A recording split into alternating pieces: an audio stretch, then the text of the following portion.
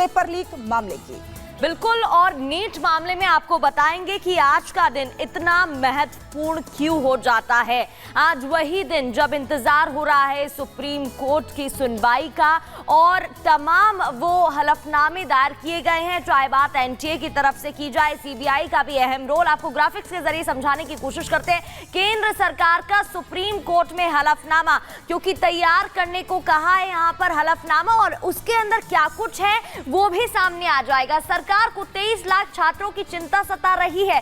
सरकार समाधान खोजने के लिए प्रयासरत है कि कैसे मैनेज किया जाए, क्योंकि आप देख सकते हैं संख्या बहुत है बच्चों की, और दो धड़ में बटे हुए दिखाई दे रहे हैं। इधर किसी भी दोषी उम्मीदवार को नहीं लाभ मिलेगा, ये बात लगातार कही जा रही है, और छात्रों पर नई परीक्षा का बोझ ना डाला जाए, ये भी कहा जा रहा है।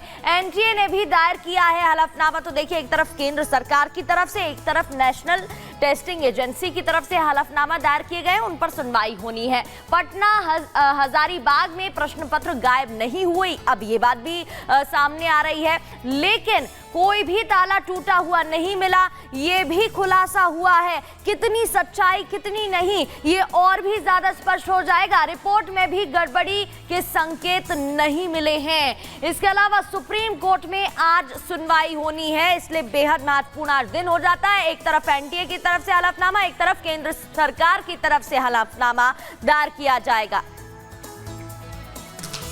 और नीट पेपर लीक को लेकर आज सुप्रीम कोर्ट में सुनवाई होनी है, और सभी की निगाहें इस पर टिकी हुई है। लेकिन इससे पहले आपको बता दें कि केंद्र सरकार की तरफ से जो सुप्रीम कोर्ट में हलफनामा दाखिल किया गया है, उसमें ये कहा गया है कि वो नीट पेपर दोबारा कराने के पक्ष में नहीं है।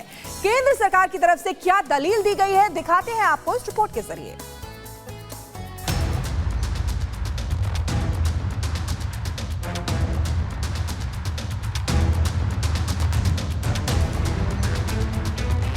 नीट परीक्षा में हुए पेपर लीक को लेकर चल रहे बवाल के बीच केंद्र सरकार ने सुप्रीम कोर्ट में अपना जवाब दाखिल कर दिया है। सुप्रीम कोर्ट में दायर हलफनामे में केंद्र ने कहा है कि सरकार को नीट परीक्षा 2024 देने वाले छात्रों की चिंता है, इसलिए सरकार समस्या के स्थायी समाधान के लिए प्रयास कर रही है। ये सुनिश्चित किया जा रहा है कि किसी भी दोषी उम्मीदवार को कोई लाभ ना मिले। सरकार एक मजबूत परीक्षा प्रक्रिया बनाने के लिए प्रतिबद्ध है, और इसलिए 23 लाख छात्रों पर सिर्फ आशंकाओं के चलते एक नई परीक्षा का बोझ न डाला जाए। इतना ही नहीं, केंद्र ने सुप्रीम कोर्ट में दायर किए गए हलफनामे में सुप्रीम कोर्ट को देश में होने वाली सभी प्रतियोगी परीक्षाओं को निष्पक्ष और पारदर्शी तरीके से आयोजित करने का भी भरोसा दिलाया है। साथ ही कहा है कि केंद्र सरकार देश में आयोजित होने वाली सभी परीक्षाओं को निष्पक्ष और पारदर्शी तरीके से आयोजित करने के लिए एक मजबूत परीक्षा प्रक्रिया बनाने के लिए प्रतिबद्ध है, और प्रतियोगी परीक्षाओं में पारदर्शिता, निष्पक्षता और विश्वसनीयता सुनिश्चित करने के लिए संसद ने सार्वजनिक परीक्षा अधिनियम 2024 लागू किया है।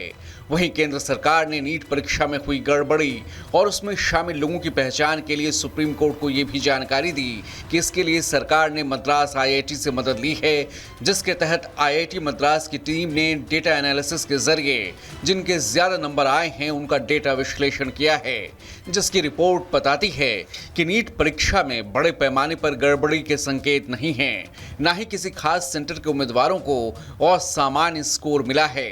स्टडी के मुताबिक छात्रों को मिले अंकों में हर जगह वृद्धि हुई है।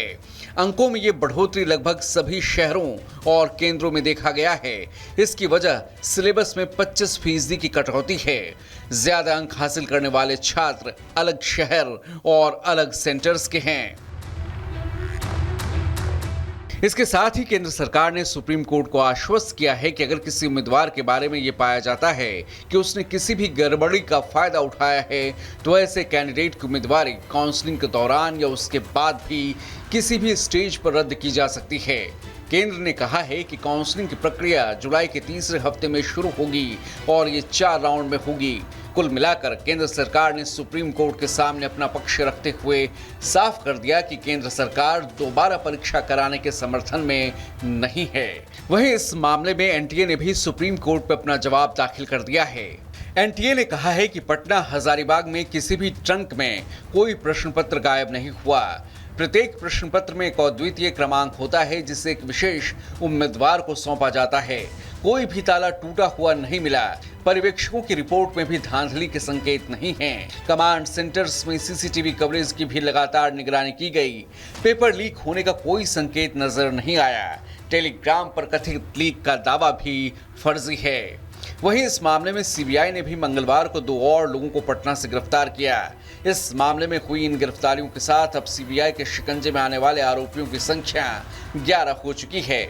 ऐसे में उम्मीद की जा रही है कि आज सीबीआई भी इस मामले में सुप्रीम कोर्ट पर अपनी अब तक की जांच रिपोर्ट सौंप सकती है, क्योंकि पिछली सुनवाई में सीजीआई डीवाई चंद्रचूड़ कह चुके हैं कि अगली सुनवाई में सीबीआई को भी अपनी जांच रिपोर्ट सौंपनी होगी। कुल मिलाकर अब सभी की निगाहें आज सुप्रीम कोर्ट पर रहेंगी, जहां से ये तय होगा कि तकरीबन 24 लाख छात्रों के भविष्य को प्रभावित करने वाला ये फैसला उनके भविष्य को कितना प्रभावित करेगा। Bureau report, Republic Bharat.